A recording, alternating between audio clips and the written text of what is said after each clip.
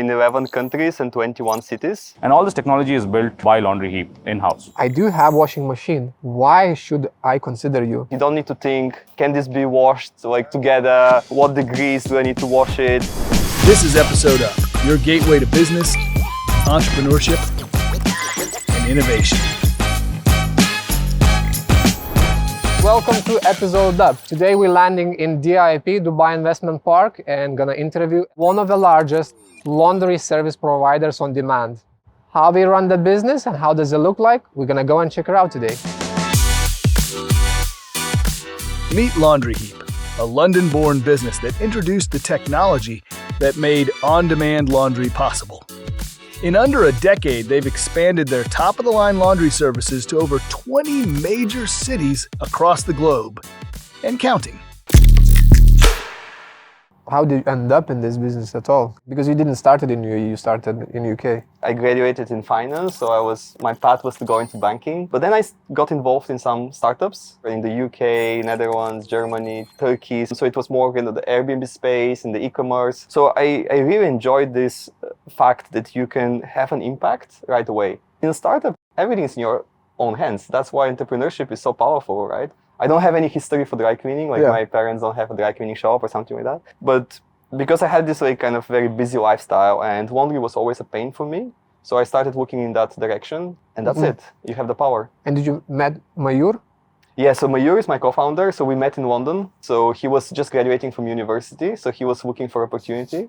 And I was able to code. So actually the first version of Laundryheap was done by me. Okay. So I was just coding for a month, let's say, and then I was doing marketing for another month. And then he joined, and the part that was missing was the logistics.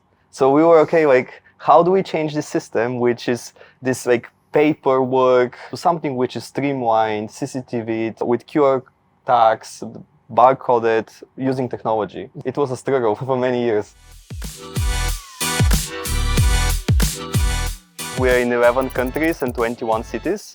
The service is very simple. We come to your home, collect your laundry and dry cleaning. So basically I order, you come collect, and you return to me by when? Typically this service takes 2 to 4 days. We've managed to really squeeze it to 24 hours. It's almost like the 10 minutes grocery. What the customer sees is just the tip of the iceberg. There is so much of technology. We spent millions of dollars in just optimizing the process from there onwards.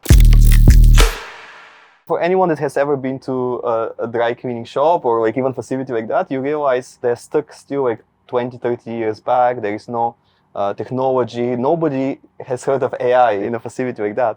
So I spent a lot of days with my co-founder. We were sitting in our first dry cleaning shop that we convinced to work with us. We created this technology layer. So it's exactly like Uber or Careem, where you open your app, you see your driver coming, you can change it, you can message him.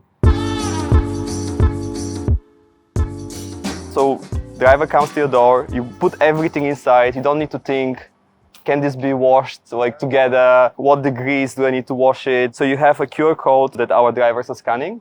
And this is, again, it looks so simple, but there is a lot of thought put into it. So when the drivers arrive, we make sure that the driver is at the correct location. We kind of Geo-Fencing. When he arrives at the customer, all the orders are scanned. While they're scanned, we take a picture of the bag itself. We take a picture of the location just to know we're there. And all this technology is built by Laundryheap in-house. Any percentage of errors? Yes, we do, of course, have errors, and that's what we track as data. But in a QR code, you can never have an error because it's a QR code. It's a unique number. The error is probably more when you have a manual intervention. And the whole thing with Laundryheap is we want to reduce the manual intervention as much as possible. We use, for example, a lot of AI in our driver app. So when drivers are collecting, let's say, our orders, we make sure that they're collecting in our Laundryheap bags for the experience. And we can detect if a driver has not collected the order in a Laundryheap bag with AI, right? And AI has advanced a lot in the last 1-2 years. And we are trying to adapt very quickly into this as well, so we can reduce the manual workload for the team. I do have washing machine. Why should I consider you? Yeah, exactly. This is, super common question. I think people often don't realize how much time it takes them actually to do laundry. People realizing that the time is worth more and they're seeking convenience. Mm-hmm. Is it cheaper? Is it expensive? If you compare with dry cleaning shops, which are our kind of, let's say, direct competitor, is the same pricing. In terms of like doing it at home, again, most people don't actually calculate your time. So if you add your time that you're paid at work per hour and the cost for electricity, water, depreciation of your washing machine and all of this, then the costing comes very similar. So at home, the washing machine is designed just to be simple, right? And I think that's not that simple anyway. Still a lot of settings to dial. A lot of settings to dial. And like nobody really knows how to use a washing machine fully, I have one right? setting that I put on. And you go back to it all the time. So to clean something nicely, you need more space, which is like counterintuitive because when you're looking for a washing machine, you have a specific space where you need to put it at home. Are you saying that in specifically industrial washing machine, the quality is better of the washing? Quality is better. So it's a lot more efficient for the environment. It's also cheaper actually to do it commercially, and quality is better. So your items, like if typical item might be good for like 20 washes, in the commercial environment it will last a lot longer. So how do you start acquiring, I don't know, customers? It was not competitive when we started. Within a few months, it became very competitive. Like if you check TechCrunch articles from around that time, it was kind of, they're talking about like kind of fierce competition and whatnot. At that time, I was thinking, oh my God, like That will be hard.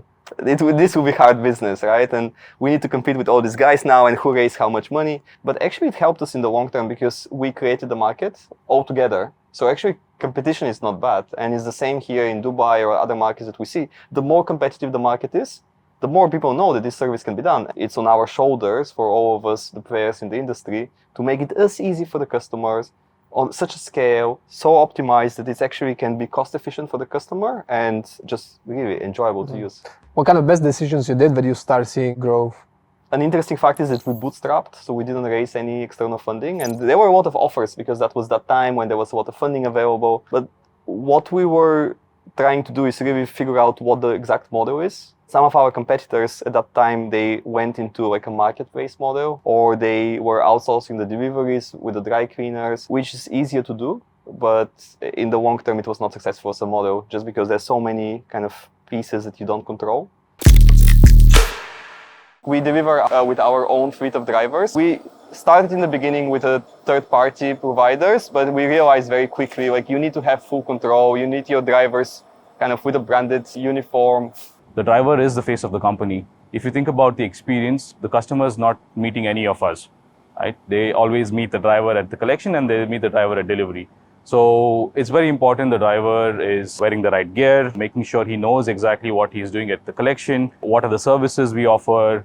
There's going to be some questions the customers might ask, and he's able to tag and QR the bags properly. And they give a lot of trust to the customer. We come collect your underwear, right? These are very private items. In the attachment, you might really like your polo shirt and so on. And people are very sensitive about these things, and they could cost a lot of money as well.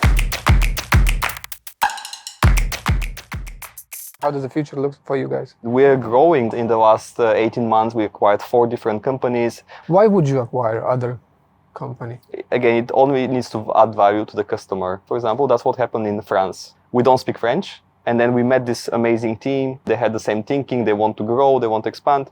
It was a perfect opportunity to not really acquire. It's almost, I see, more like a partnership. So now they're responsible for the French market. Immediately, we were able to increase the revenue that they're generating. For both parties? For both parties, yes, because they're using technology, which is a lot more advanced. We keep investing in technology, but then the person on the ground is still there. We didn't fire anyone, but the person is now responsible for training them. And then, of course, user acquisition sometimes is cheaper if a competitor is in trouble, for example. And so we've had such conversations as well. We are still only scratching the surface in many of our markets. I think we need to continue what we're doing and get smarter. Thank you guys so much for coming, and it was a pleasure to have you here. Yeah, I appreciate it. Cool. All right, thank you so much. Thank you so much, guys. Cheers. Thanks for watching, and don't forget that you can get even more business tips and insights in our full video interview. And check it out our channel for other inspiring videos.